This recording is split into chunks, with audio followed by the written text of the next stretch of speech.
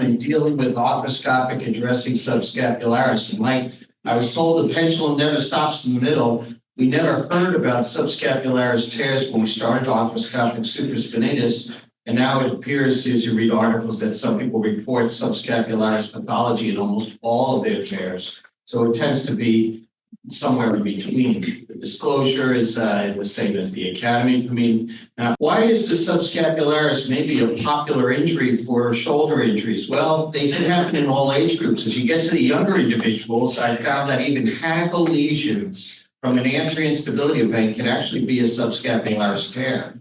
Also, lesser tuberosity avulsions can obviously injure the subscapularis. So in a very young individual, you can have a number of athletic injuries, and older people can have isolated subscap, but also complex ones that give you that anterior superior tear. And this is the one that can often get stiff and often be a very difficult patient to manage. So comment. And what's so unique about the subscapularis is its proximity to the rotator interval, where crisscrossing ligaments, coracohumeral ligaments, the pulley system of the biceps are all combined with the upper border of the subscapularis. So realize that an upper subscapularis tear may not be an isolated injury and may lead to problems.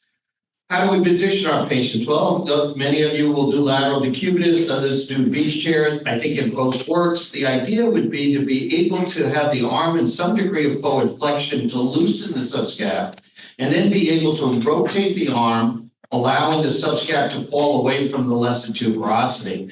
And I'm just demonstrating several views of what it may look like as you assess both the articular, now an anterior view of your subscapularis laying across its footprint,